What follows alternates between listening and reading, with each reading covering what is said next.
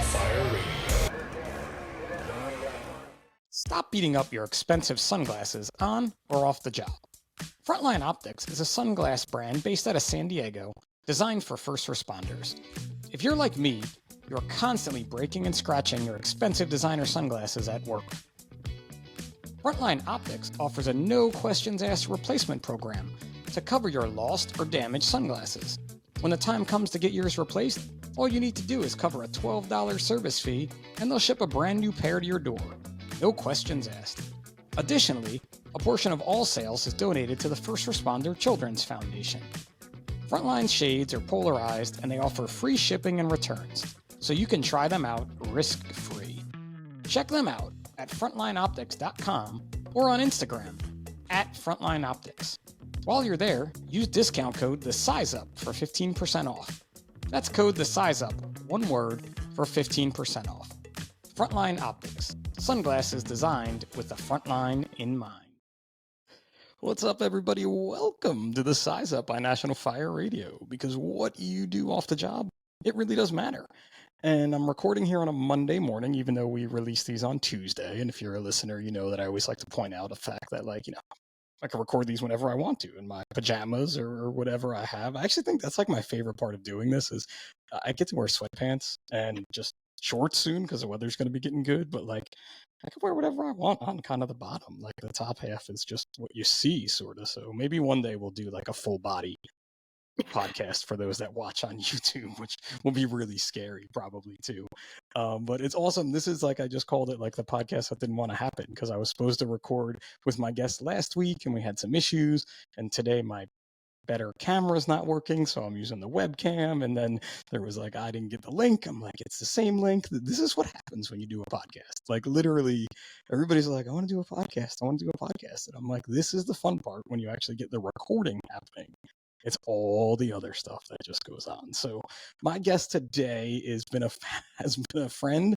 Maybe a frenemy is a good way to maybe put it. I'm not even sure, because she's really super nice. She just makes me run a lot more.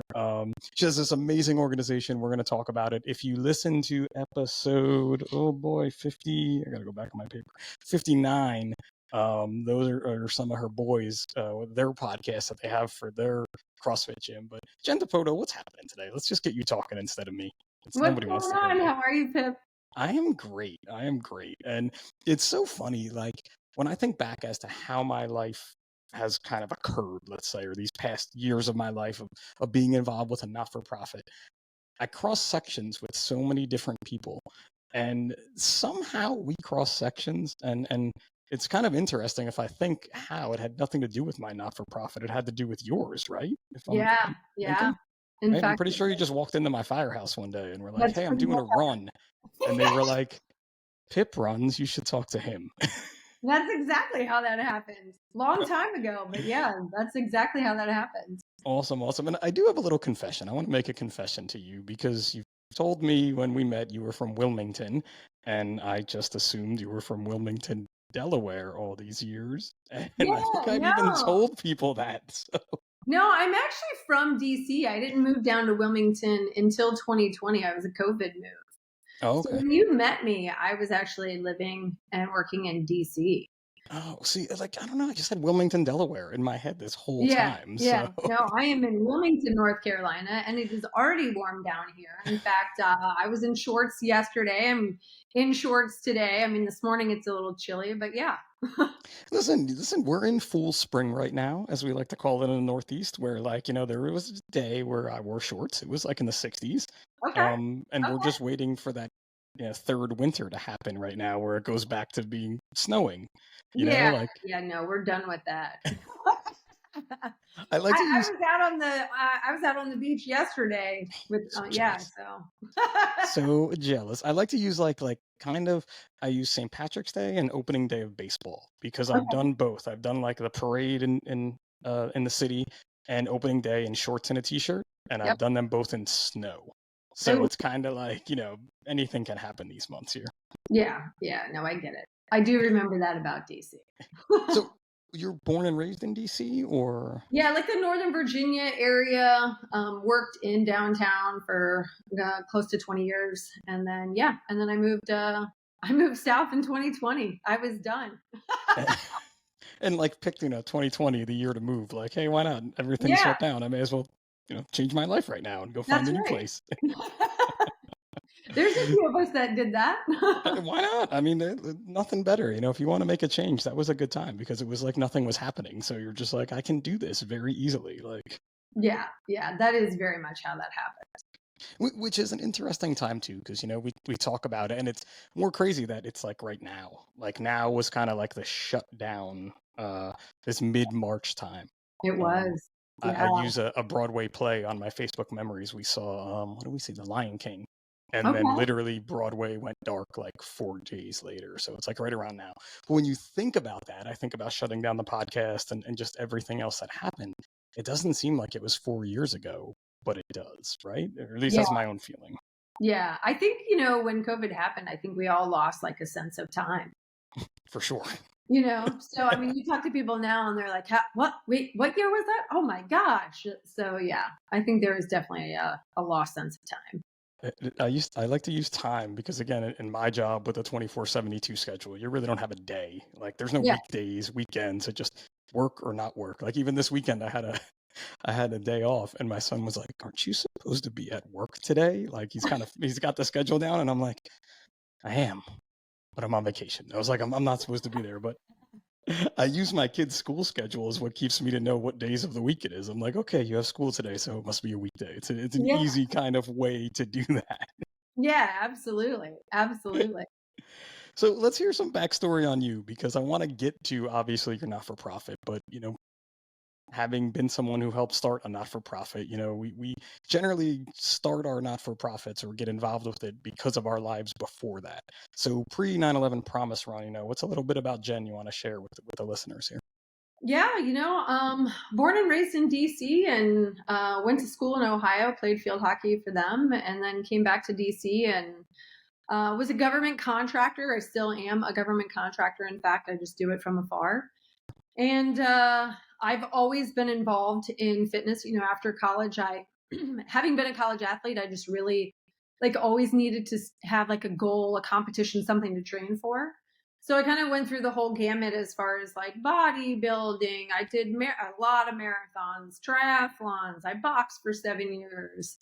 And now I'm CrossFit, and I've been CrossFit since like 2016. So yeah, I just I do love a lot better mentally, physically, emotionally, right? If I have like something to train for, just a super goal oriented person. So, It's so awesome that you can openly and honestly say that you went through the gambit of fitness because there's so oh, many yeah. people that don't want to say that, right? Like I think I did kind of the same thing. I swung kettlebells alone for like 6 months. It was just going to be like I was doing the 300 workout, like thinking I Yep. was going to look like the 300 dudes Absolutely. with Steve Maxwell on YouTube there, right? Like, but I can remember that before I found kind of CrossFit, and I don't even do CrossFit anymore. I do whatever I do now. Is what I do. But Yeah. like, I did the marathon gambit, I did the triathlon gambit, and learned swimming in open water is really not something I'm very good at, and don't ever know if I want to do again for a long distance, like ever.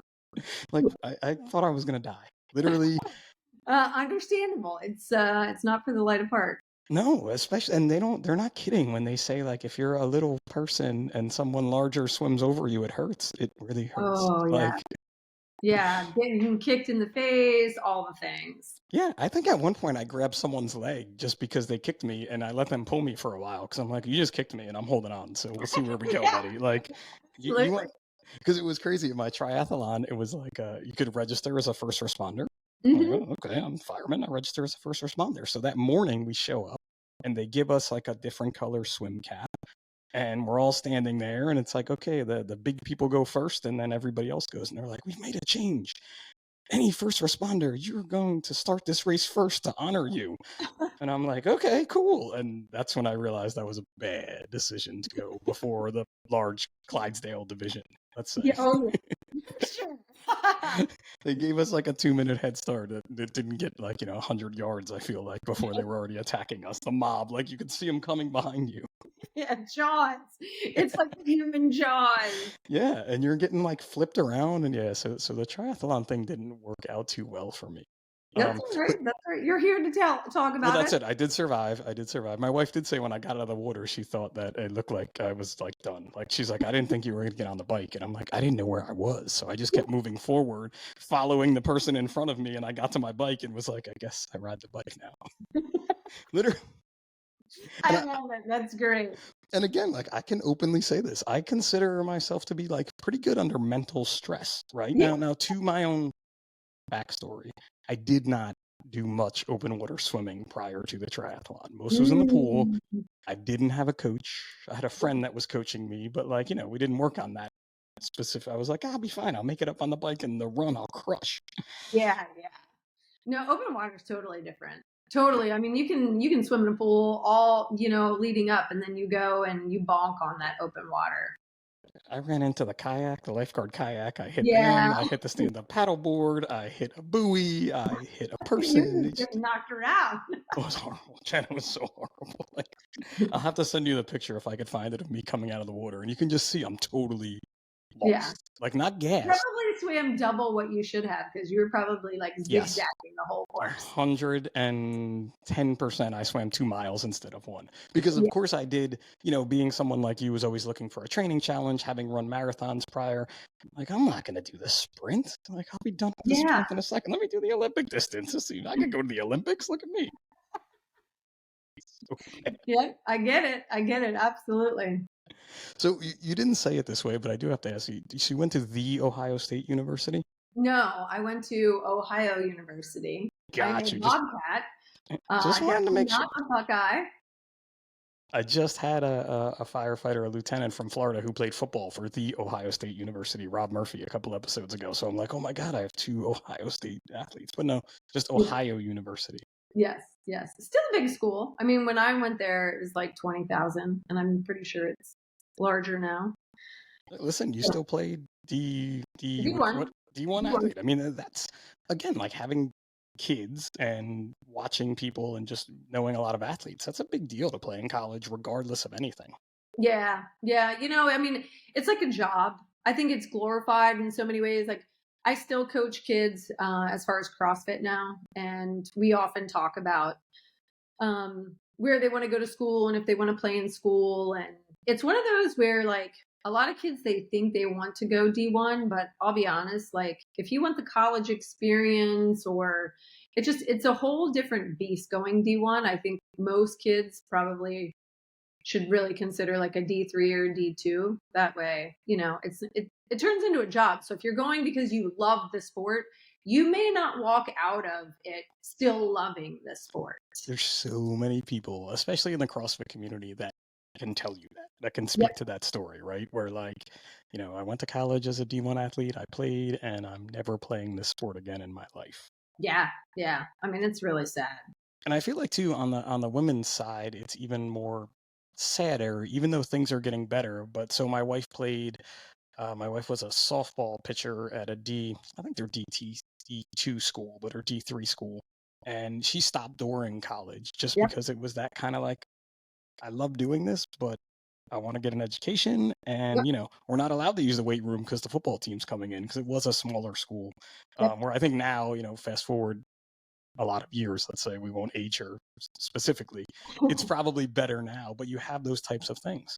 Absolutely. Yeah. No, it was, I'm sure it's definitely improved nowadays. It was different back then for sure. But yeah, I mean, my freshman year, I think I had three people that were walking in my recruit class that all dropped out during freshman year because it was just too much. They wanted other experience. Yeah, which too is part of learning and growing up, right? And you see that, and even with my kids now, it's crazy. See, this is how my podcast intersects my life, because my wife and I just had this conversation yesterday, sort of, about how parents that never played college sports, when they have children playing sports, they're generally the most annoying sideline parents. It's a good way to put it. Because they don't see it as that, right? And they forget, like, I mean, I'm out there, my sons play on a travel lacrosse team, and we see it been to other states now, And it's like, where did you come from? Like these Yeah. boys are just out there playing, like having a good time. Like, or you see the exact opposite too.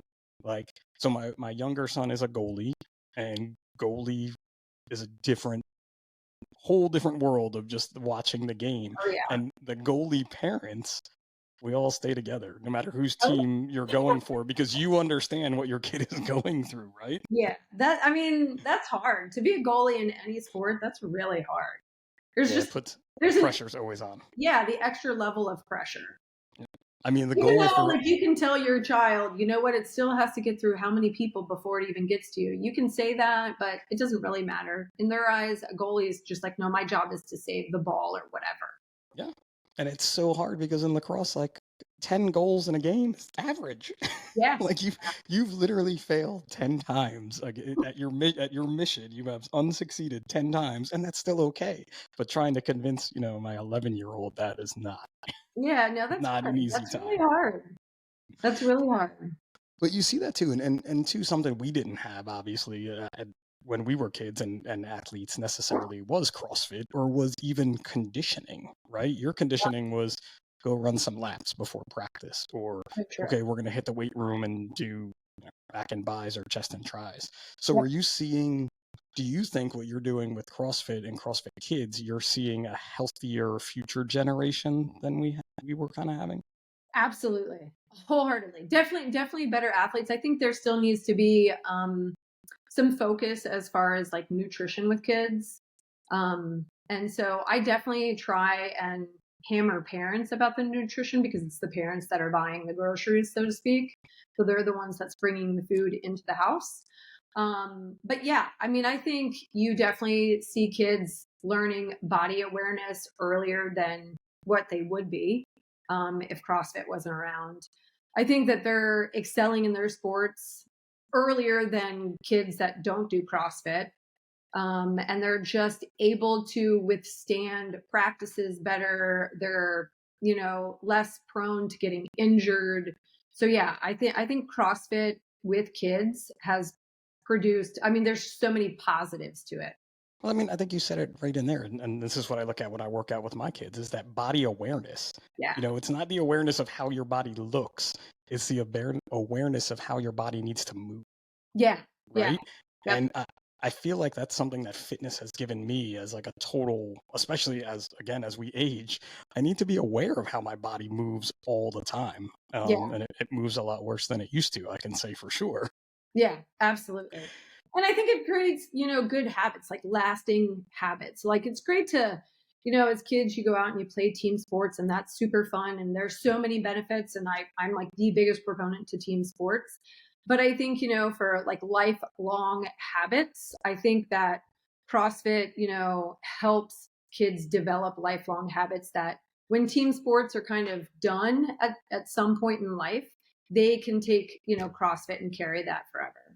Yeah, they can keep that competitive edge and they can keep that body awareness. Again, like you said, like I think about learning to squat when I was in high school in the weight room that we had. Now my high school has like it may as well be a college gym. Like it's nicer than any gym I think I've ever worked out in. When I went there, it was a closet they turned into a Yeah. gym, I think, or like the old wrestling, but like, I don't know, it's like put this weight on your back and squat. Okay, Yep. I can do that.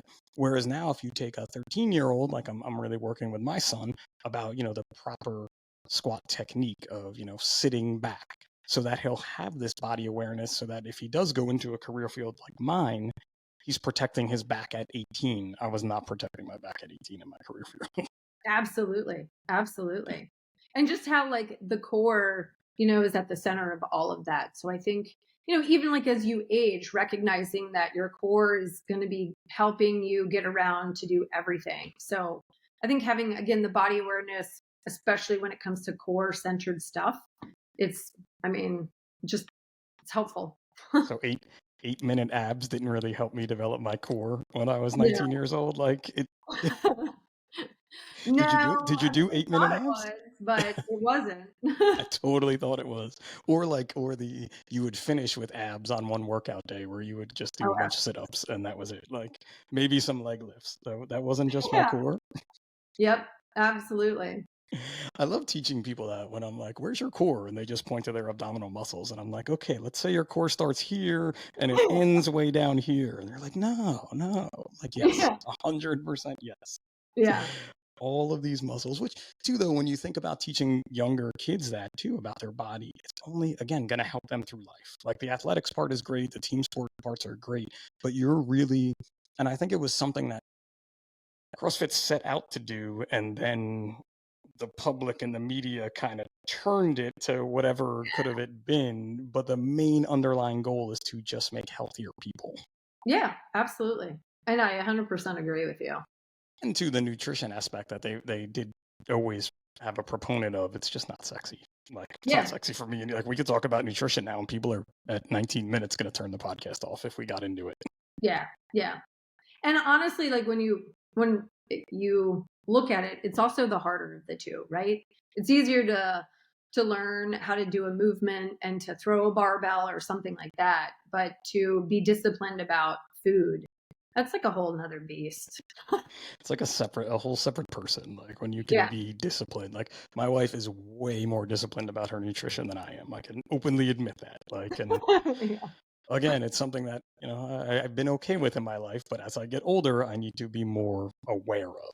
And Yeah. it's something that even if you're just aware of it, you have that little bit of awareness, even as a kid, like to say, listen, everybody likes McDonald's. It tastes really good.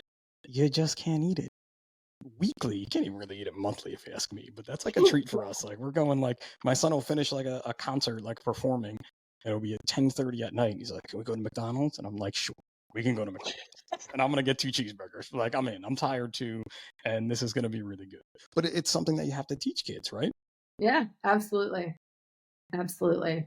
I mean, even if you That's think why, about like I say, I hammer the nutrition with the parents because I'm like, it's really coming from you. you're purchasing this food, That's like right. it's so hard though because I will admit, as a parent, it is the easy button sometimes, right? Absolutely. Like it definitely is like my kids live on Hot Pockets. I'm not gonna lie, like they love, but they make them themselves. So it's like when we're not here, you can get a Hot Pocket, man. It'd be better if you ate, some of the leftover steak and chicken and rice we made for dinner, but you're not doing that. So I'll make sure I give you that at night for dinner. Yeah, yeah. No, I mean, it's a give and take, especially with kids. You don't want to like drive also the wrong patterns and create like an eating issue for them. Yeah, yeah, and then that even too. Like one thing, again, I had this conversation with my son the other night. Like when I was his age, I was hammering Pepsi cans like they were going out of style. Like, Yeah. and my parents didn't know any better, let's say, I guess, or just it was just what we drank was soda. And now there's barely ever soda in our house. Yep. Yep. Like, so again, it's just that trying to do better is such a big part of what we need to do with life in general, Yeah. Yeah. Facts. right? Like, it seems really simple. I don't know why I have to keep mentioning it all the time. Like, Yeah. No, but it's hard. Life is hard sometimes. it is, and ice cream is good. So Yeah. when I work when I work a 24-hour shift, I eat ice cream. I'm not gonna lie. Mm, Like that is like my treat. It's in a coffee cup. People have heard me say it before, but like I have a couple scoops, and that's when I have ice cream. It makes me yeah. feel good to be there, to be stuck in. As much as I love my job, it's a long time. Absolutely. Absolutely. Sometimes it's at 3 a.m. too. I'm not gonna before I get called out that someone's listening. Like That's all right. it's 3 a.m. We just had a really bad call. Ice cream will make you feel better. Hey, I had some last night. See, and you weren't even at work. You're just eating ice Yeah. cream on a Sunday night. Like that's okay too. But so you were in the DC area, you were working in government because I feel like everyone in the DC area works in government, right? There's just Yeah. no You're either military, government, or a government contractor. I mean, which again, that's the base of where the government is, so it all makes sense. Hmm. But it's cool that you're able to still do that and pick up and work remotely. Yeah, I mean that was the one good thing about COVID, right? Was that a bunch of us were able to kind of work from home, and I was able to carry that to move down here. And so I've just been my job changed slightly in some aspect, but yeah, I'm still able to do it from here, and that's a positive for sure. It's so hard too because I'm like, so what do you do? And I'm like, I know I can't ask, and it's okay, but like government contractor, and when people say that, you don't want to ask, but Yeah. like you have that job of like, well, what do you do? And you're like, then I can make up my own narrative in my head, which I'm like, I've known this woman for so long, and what is it she does? This could be cool. Like, this could be like NCIS type stuff. Like, there's all kinds of different TV shows that we can equate you to. So that works out, and we'll just leave it at that. But I know you did a lot of different fitness stuff. You coach different fitnesses, and when you moved down there, you really wanted to open a CrossFit spot, though, huh? Yeah, when I was in DC, it was definitely something that I had thought about a lot. I wanted to do a gym. This was before I even got into the CrossFit space. And I wanted to do like a non-for-profit gym, probably in like the more challenging areas of DC is kind of where I envisioned it. Because one thing that was always very frustrating to me is with my government job, I'd be walking around the streets of DC and I'd just see a lot of kids like during the school day out on the street, where in my head I was like, wow, why aren't they in school? Like maybe they don't have like a network or a family system around them that is pushing them the right direction. But then like I'm seeing them play on the basketball court and I'm like, wow, that could be like the next Michael Jordan, or that could be like the next Albert Einstein. And you're like seeing all of this, and I was like, maybe this is like what I need to do, is maybe I need to open up like a gym in a tougher part of DC, just to be like that outlet for kids and to help give them structure and help, kind of be like a stabilizing force for them. And then I started like just looking at like areas and rent payments. And I was like, well, that's probably never going to happen here in DC. And so I just kind of like shelved that whole idea. And then when I came down here to Wilmington, I was like, you know what, this is something I can do in Wilmington. It's not a not-for-profit gym, but we definitely help some members out for sure. And members help members out, in fact. So so it's a really good thing. No, that altruistic end of it is so amazing, right? Because so many people walk by those kids and think nothing of them except that's kids playing basketball, not even realizing that it's 11 o'clock on a Wednesday and they should probably be in school right now, type of a thing. And you hear so many stories come out of different not-for-profits that were able to do something like that and kind of change their community, which that give back end of it is always just better in life, right? Yeah. I mean, I had a rough childhood, and that easily could have been me. Thankfully, I had some people around me to help kind of push me, and it was always sports, quite frankly. And so that really resonated with me, watching these kids as I would walk around DC, and I was like, wow, like my life could have been really different. And so it could be anything, right? But I think the key that you said, it's those people around you. Yep. That you have folks around you that are positive role models, because Yep. a lot of times in life, whether it be in their home life, their school life, their public life, whatever it is, you don't necessarily have that driving force to go to. Yeah. And it's cool when I get to meet people like you and even hear more backstories that I didn't know about you, but it could be the simplest thing. Like whether you're a barber and you have a kid that wants to be a barber and you start to mentor them. Yeah. You have a kid who's showing up at the firehouse every single day. Yeah. And you kind of realize that this kid is showing up there because they don't want to be in a bad situation. And so many stories come out like that they become a firefighter, they become an EMT, they become a successful athlete or a barber. That we need more people like you in life is the easiest way to say it, right? That can give back. Yeah. No, I think I think we all kind of have, well, I think we all should have a little sense of that, right? A little pay forward, a little give back, And even like you're saying, like in your situation now, no, you're not a not-for-profit gym, but you do have some folks that are helping out other folks. Yeah. And that doesn't even have to be a public thing.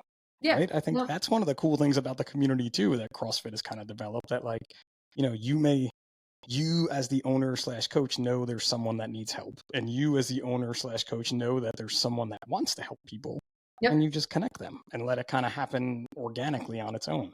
Yeah, for sure. And it's good. It's good to see that from a human perspective.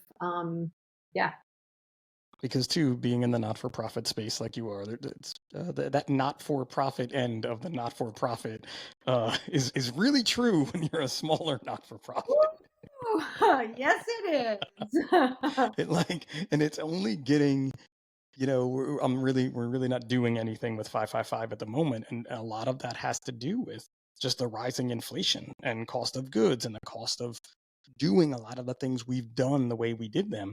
We just can't do right now. Yeah. Or we could, and then we would have no money, is an easy way to put it. Yeah. Yeah. I mean, it's almost like, which way do you go? Yeah. Like yeah, it's very challenging for sure. And your mission could be the utmost importance to you and loads of people, but that doesn't matter because it still takes some form of profit to keep you going successfully. Yeah, absolutely. Unfortunately.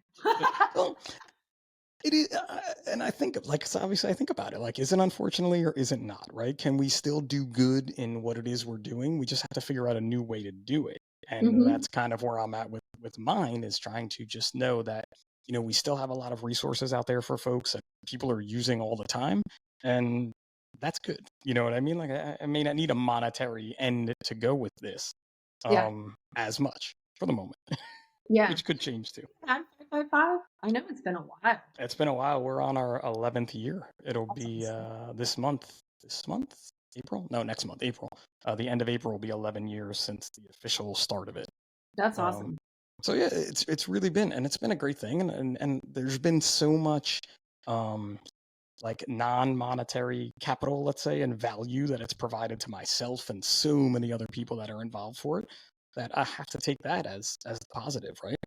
Absolutely. Absolutely. I think when you're in the non-for-profit space, I mean, it's not about the money that you make or gain. It's all of the tangentials that kind of like come with it that fill the cup. Yes. And the cup has been so overflowing, and I know for you it's been the same way, because I've obviously run with you and seen you out on the course, and I have to make it to the finish one, maybe this year. I don't have You to make my do. calendar. You do. You But I do. feel bad if I didn't, like, I feel like I have to start in the beginning. I can't just be there for No, the success. no. No, but then there's my own competitive mind, right? My own Yeah. get away, get out of your own mindset, Pip. But I just can't ride across the ferry and be like, I'm here, cheer for me. I've run from DC. You need to get with Mike Yes. Yeah. Bobia, yeah, Yeah. that and do it with him because that one time, that He one did the year. full, right? Well, no, he met us on the morning of the last day, and he went all the way to ground zero with us. So Okay, he yeah. went day 3 with I us. think that was the year after he and I just ran the section through our city. So Yeah, all right, so we're getting into it now. So and this is a good time to go. But the 9/11 Promise Run is your not for profit. You started it. Give yeah, us some knowledge about that, and then I can jump in yeah. with So I my own started run. it in 2016. So it's crazy. It was I was training for a half iron at the time and listening to a podcast, and I had recently kind of refound faith and just really felt called to do something for the greater good for the 15th anniversary of 9/11. And I tried to convince I have two brothers that are both first responders. One is a firefighter and one is a police officer.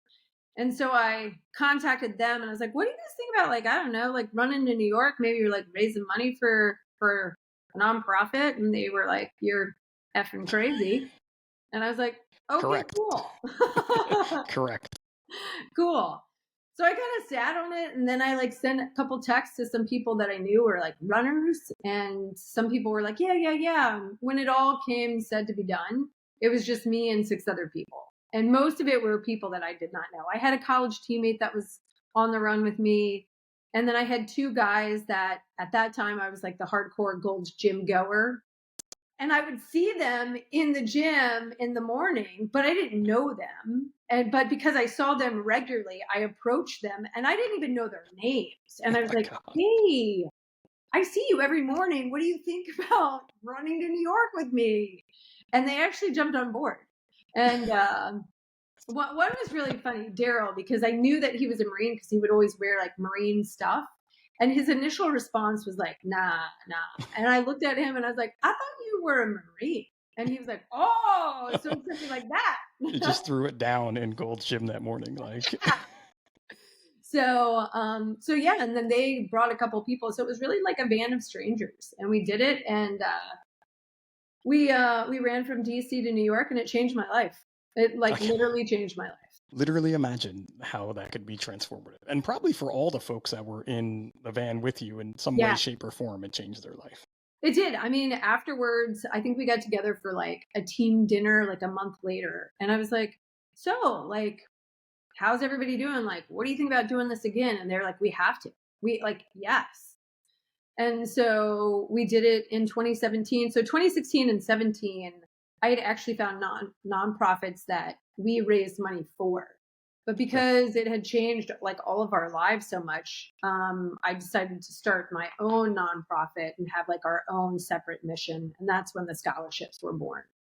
Which is so cool too, because, when you're raising money for other not for profits, they can do whatever they want with that money. Yeah. And you kind of feel, I guess, like used or so. I don't know. I don't know what the word would Yeah. be because Yeah. I've raised money for other not for profits. Again, I've raised it for myself.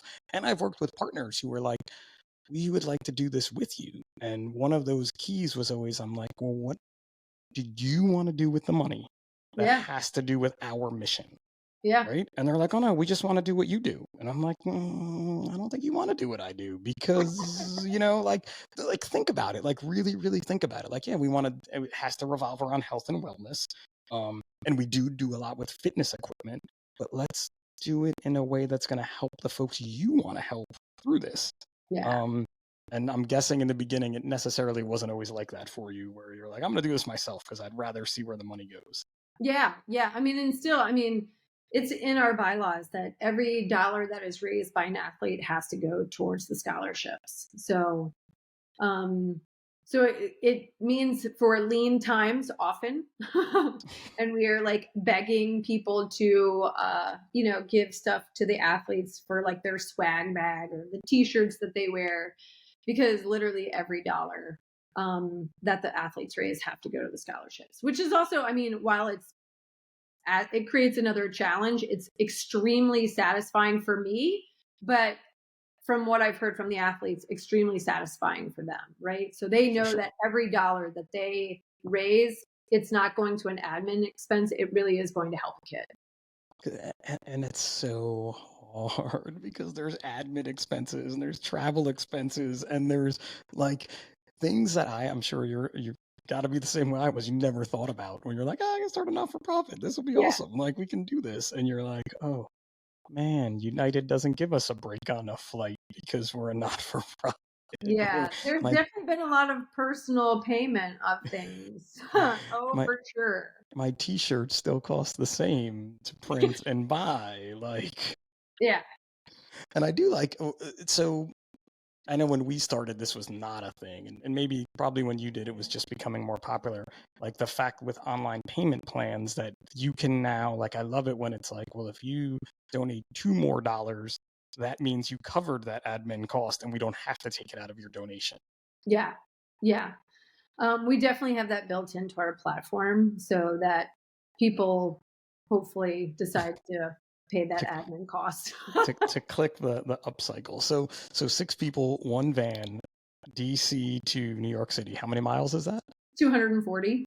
240. I'm sure the van was quite stinky. Oh my gosh, that was in fact that first year we did it, it was so insanely hot. I remember on day 2, this is when we were going from Elkton, Maryland to Trenton, New Jersey. It got up to 117. Oh That's what the my God. temperature rate, gauge was in the van. It was insanely hot. So disgusting. But you don't realize how smelly it is in the van until like you've been out of the van for so long, because you just, everybody smells together. So whatever. It's Um, just the way it goes. So too, to be clear, no, has anyone ever run the entire distance?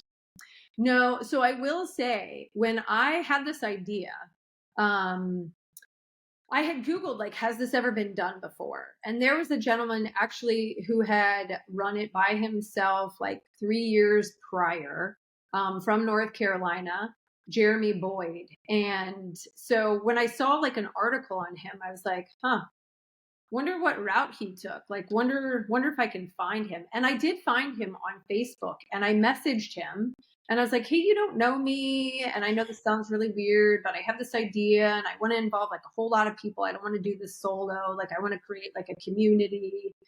And he didn't respond for a couple weeks, and then he responded and he was like, I never check Facebook, but holy cow, yeah, let's jump on a call. So we jumped on a call and I learned all about what he had done in his experience. And I was like, cool that you did it all by yourself, but I think, for me, the whole idea was when 9/11 happened and we all kind of came together as one country Yep. very quickly.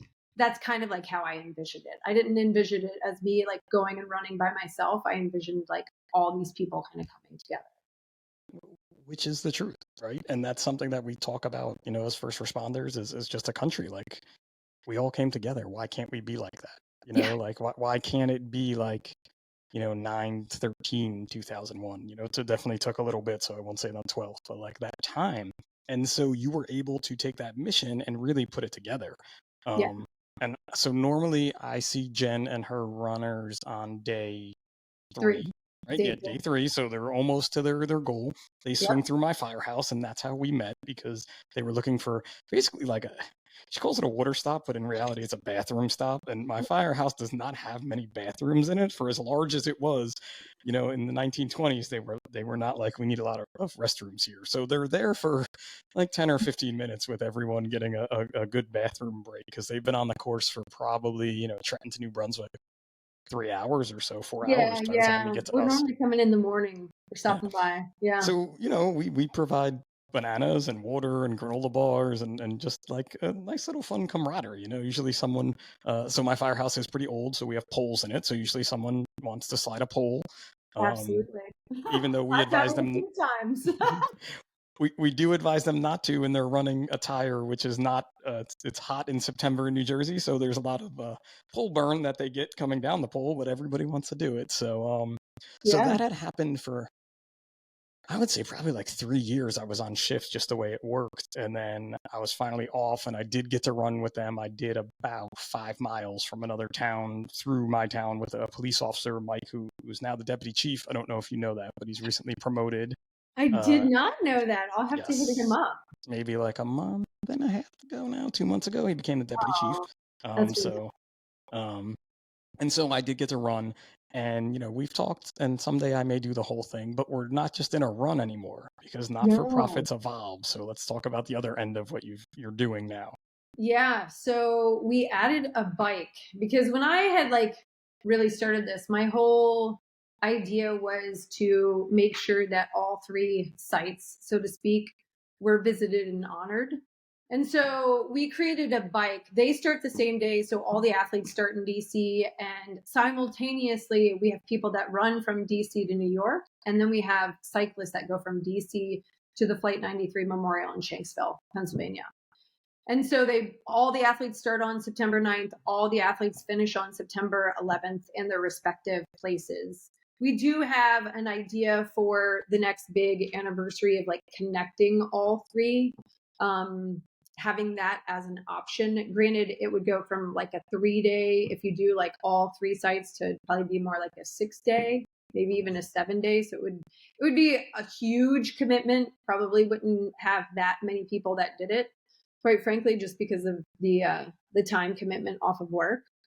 But having people go from like maybe bike from DC to Shanksville, and then maybe either bike or run from Shanksville to New York, and everybody finishes in New York. Wow, it's cool how you're just evolving it all, right? Yeah. Like you went from the run with a few people to, I know you picked up some corporations that send running teams. I think maybe still they do or not. Like I even met one of those runners out one night. Yeah, they don't officially now, but some of them have just loved it so much that a team of them will still come for sure. They're not officially with us anymore, Gotcha. but who's to say what happens this year, next year? It's We'll pretty cool see. too when you guys come running into the firehouse because you make a turn, like a quick turn where my firehouse is. So you see like a cop car and then a bunch of people running. And That's I right. remember in the beginning it was like a van or two. And Yeah, then the last year I think I worked, it was like 6 vans, an RV, like yeah. like a bunch of firemen, like a bunch of cops, and we're like, what happened here? Like this just grew to so much that, and it seems like it fluctuates each year because it is a time commitment. Yeah, I think, just the way that the dates fall, I think unfortunately impact it. I've had many people suggest, like, if 9/11 is in the middle of the week, why don't you make it like have the event the weekend before or the weekend after September 11th? That way you have more participation. And while I definitely understand that, and ideally, like those years, I would love to have more participants to actually be running on September 11th, which is why, Yeah. how this was all born, so to speak. Um, and to be finishing in New York on September 11th, there's just you can't replicate that on the weekend before or the weekend after. There that day is just so special, so sacred that I don't think I will ever, at least while I'm sitting in the seat, it will ever change. I don't think it would ever change either because again, like that's the reason you're doing it, right? Yeah, Like and sure, would it be easier to do it on a weekend for, or get I want to say would it be easier to do it? Would you be able to get more people more easily because people don't have jobs like mine where you get weekdays off in a right. stretch? But what's the point almost? No, I don't want to say what's the point almost, but I do. Like you want to do it on that day for a reason and you want the people committed Yeah, doing it for that reason. And the other thing too is let's face it, you get to a point where you can't be like, oh yeah, 500 people come and do this. The logistics just aren't there for it. So you have to keep yeah. whatever your max number is to that because you sleep in firehouses along the Yep, way, right? yep. Yeah, I mean, there's always a cap, right? We'll never go over a certain number because of that very fact. We do sleep in the firehouses. The firehouses feed us. And while, if we went above that, if we had to go into a hotel, like, sure, financially, would that be great? Like, oh, sure, we'll take more people, we'll raise more money. Like, there's that that's an incentive. However, the intimacy of a smaller group staying in a firehouse, being able to sit down, have conversations with firefighters, like it's incredible. Like you can't have that if you're going into a hotel. Yeah, and you get to that point where like, what am I doing this for? Right. Right? Like what are you really doing this for? And we had the same with when we were really flying with 555. We were moving and things got way out of control is an easy way to put it. Not in a bad way, but like in a way that it was like we can't just control this. And that's Yep. where I think you see a lot of not-for-profits falter. I don't know, maybe falter is not the word, but just go into a path that wasn't that original. You called your brothers and were like, I want to do this. Do you want to do it with me? Yeah. Yeah. Well, yeah, because I mean, it's still, at the end of the day, it's still a business, right? Yep. So I definitely get the desire to do things where, from a business perspective, like there's more cash flow and all of that. Like there, absolutely, that's very enticing. But I think when you start to move away from the ultimate mission, that gets hard. It gets, especially as like, I'm sure you've experienced this as like the founder, and it's like your baby, right? And like the reason why you started your nonprofit, and the reason why, like, there, like, it goes to your heart. And Yep. so when you start to go away from that, then it's like this battle of like, well, I don't know, there's the mission, but then like from a business perspective, and like it's just this crazy battle that you have. And It's which, horrible. And for me, it's even worse because technically I am not the founder of High Five. Someone else started it. It probably yeah. didn't never hear the story, but so a captain in Fort Worth, Texas started 555. Okay. I met him very, very early on, and he asked me to help him Okay. grow it, and we Yep. did that. And then we got to a point where he stepped away. Hmm. But we are still friends to this day. And again, in the crazy world that I live in, just not too long ago, he called me to tell me a story about being in a different firehouse and people doing 555 workouts, Oh my God. unbeknownst that he was the person that started it. Oh, Um, how funny. That's and he awesome. even made the joke of like he's in a very large fire department in Texas, but he even made the joke of like, do you know who started that? And they were like, yeah, some short dude from New Jersey with a mohawk. And, That's, and he and he's like, well, sorta. Let me explain something to you here. But he was so happy that by us still having the workouts out there. People are still doing it. That was the original mission. So you stick to that. And I think that's what you've done. And especially with a 9/11 charity, being so far out of 9/11, you've taken your scholarships and they go for current first responders or yeah. military personnel's children, anywhere, not just related to 9/11, because you get to a point where there's kids, we're hiring kids now that weren't even born on when 9/11 happened, type of a thing. Yeah, the mission has evolved, so to speak. Like, we've certainly stayed within the confines, I think, of why and how we were born. So yeah, I mean, the scholarships really were going towards mainly, quote unquote, we'll call them 9/11 kids, but those Mhm. kids have, started to grow up, so to speak. So yeah, now the scholarships, there's still some tie to 9/11. Sure. However, it's kids of any fallen or injured first responder and military since 9/11. Which again is something that as a not-for-profit you have to evolve. You have Yeah, to change the way you do things. yeah, And some not-for-profits that were born after 9/11 have just ceased existence because they didn't want to continue to evolve, which is 100% okay too. yeah, It's just a matter of using that, like you said. I don't even think I've thought about it this way until you said it. It's just bringing people together like we were, just everyday average people. yeah, yeah.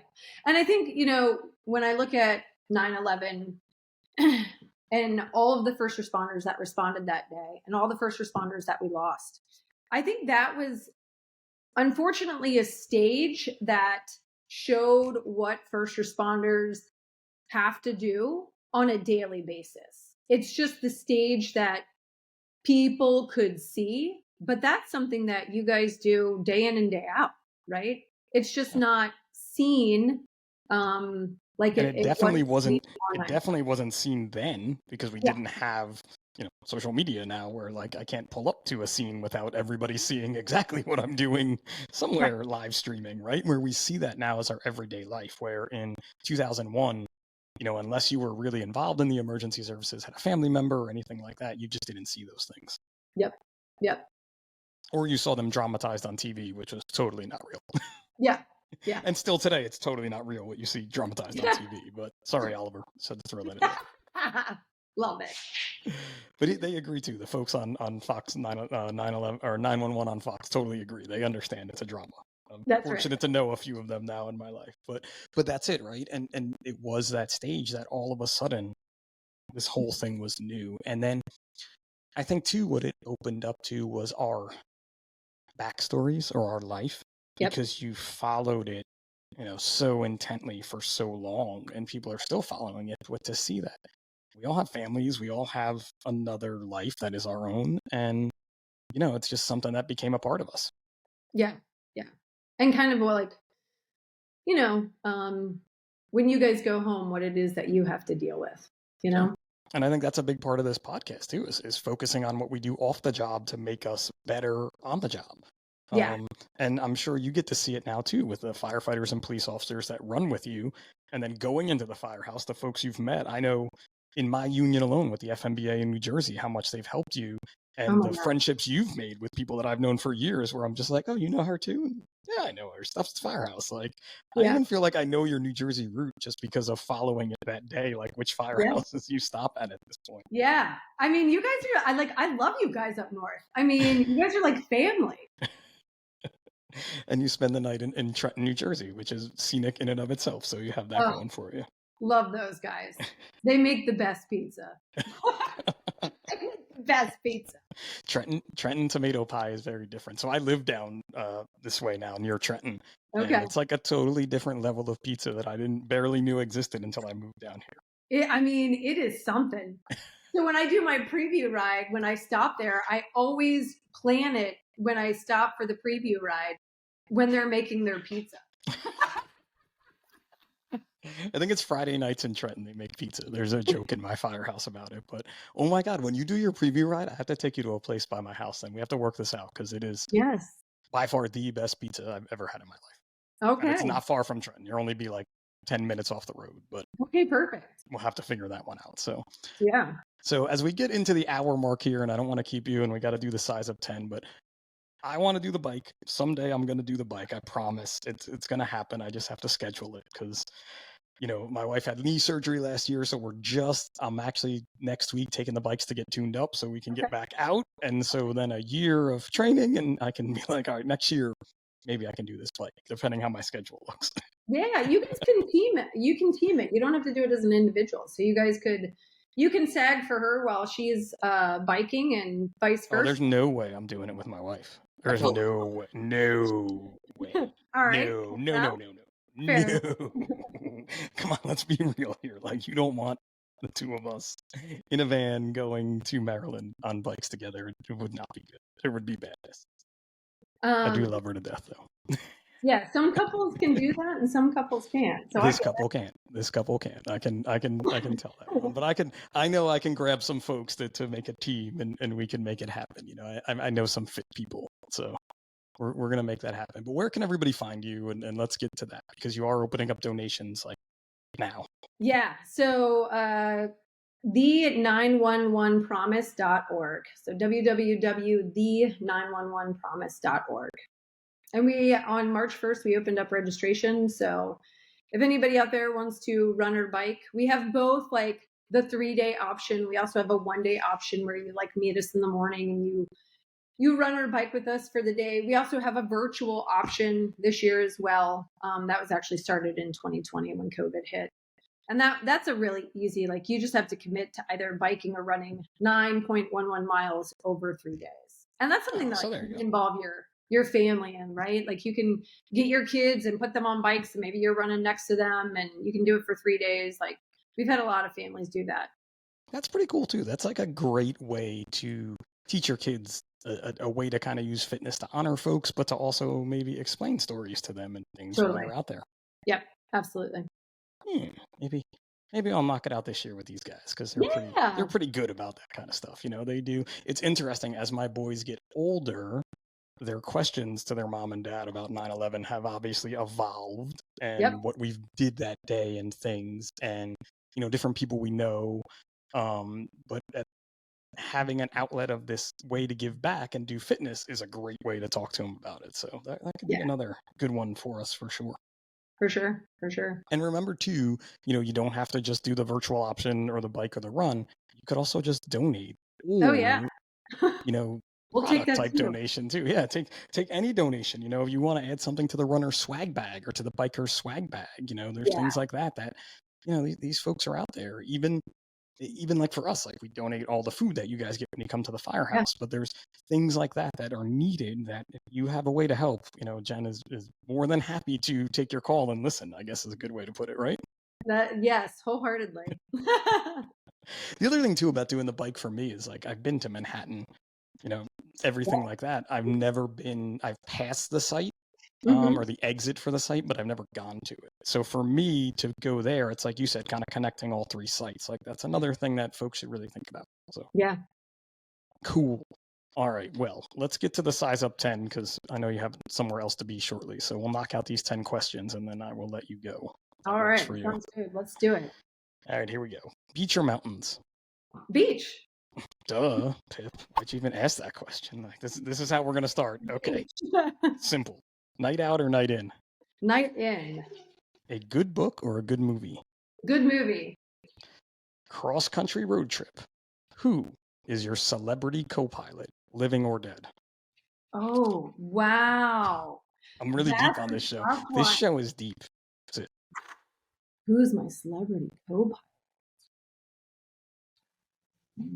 Gosh, that's a tough one. Wow.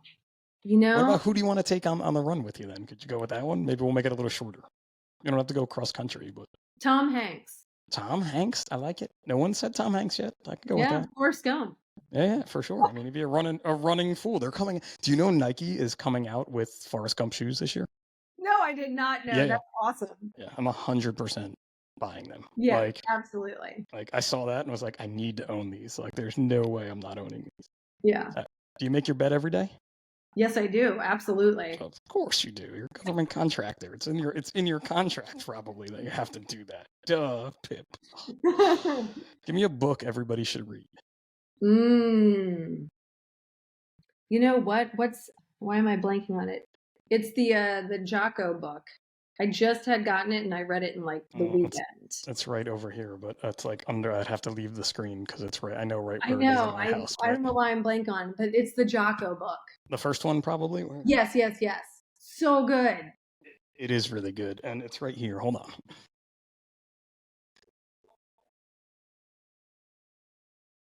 Extreme ownership or the Yes, dichotomy of that's leadership? it. Yeah. Extreme ownership. It's Okay. got a black cover. Yes.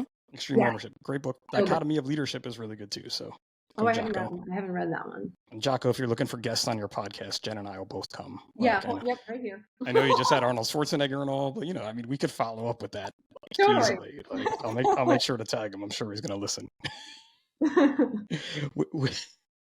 Which one are you taking, highways or back roads? It depends. That's like it depends. Yeah. It's a deep question. There's a lot. Yeah. You can learn a lot about a person with this answer. Because being from DC, I'd probably be like, gotta be highway. I mean, I gotta get places fast. Yeah. Like fast. But having moved down here to a slower pace of life, I definitely appreciate back roads. Well, there you go. I'll take that then. That is a dichotomy right there. Come to figure it out when you go with the dichotomy of leadership. So I understand. Give me a bucket place you want to visit. Greece. Well, very nice. It's on mine for sure. Yeah. All right. This is always the most challenging one. You got 2 more to go, but or 9 could be rough, could not. Which one do you prefer, Jen? Football or football? Football. There you go. All right. I'll take it. Kind of field hockey-esque, so that kind of crosses into that type of a challenge there. Absolutely. All right. Give me the best piece of advice you would give to your younger self. I think that's the hardest question right there that you've thrown.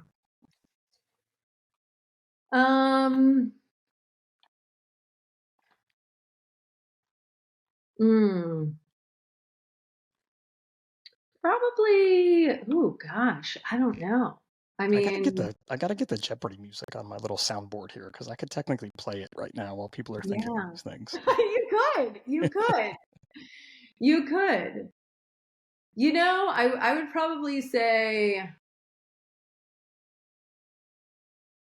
I think I've gotten better about this now, but I know that my younger self, like sometimes just when you're indecisive, it stalls progress. So sometimes like just make a decision. It may not always be the right decision, but just make a decision and keep going. Like don't overthink it, like look through the decision, make sure it's you're looking at all aspects, but don't get bogged down with making exactly. You see kids get bogged down with not wanting to make a decision. I see it with my own kids, and I'm like, listen, you're gonna pick one or the other, and maybe it'll hurt, and maybe it won't, but you got to pick one. So let's go, right? Yeah, love it. For sure. I love it so much. So Jen Depoto, the 9/11 Promise Run/Ride. This has been great. It has. It's been so good to see you, Pip. It has. We're gonna have to get together for pizza here in New Jersey when you come through, and then. Yeah, I'll be there. I'm trying to figure out the date, but I'll be there sometime in August, so I'll let you know. Okay. Yeah, hit me up. I'll be around. I'm generally here. I don't think I am working on the day you come through the firehouse because our schedule flipped, so you get the other guys now. Okay. But that's all right because that does give me an excuse to maybe run. So that's and right. like you, but it's something that if I say I'm gonna do it, it gives me something to train for. Yeah. So that gets me out of bed every day to go and run. To say like, I'm gonna run a whole bunch of miles from Trenton to, which is actually crazy because I'm so close. And just run like the little clip with him. Oh my! Do you know? So there's a picture of me that the day that I ran with you guys when they brought me back to the firehouse, but I was in the back of the patrol car. And of course, all the guys were outside. So, like, as I pull up, they're like, no, we're taking a picture before anyone gets out of me, like, sitting in the patrol car that I couldn't get out of because the doors don't open from the inside. So, yeah. I like it. Awesome, Jen. Well, thanks for joining me today. Thanks for everybody for listening. As always, thanks to our sponsors, especially Frontline Optics, which is maybe someone I can hook you up with some sunglasses for your runners right there. Because if you were looking for some indestructible sunglasses with a great warranty/guarantee, check out Frontline Optics as well. And until next time, we'll see you then. Take care. Thanks, Pip.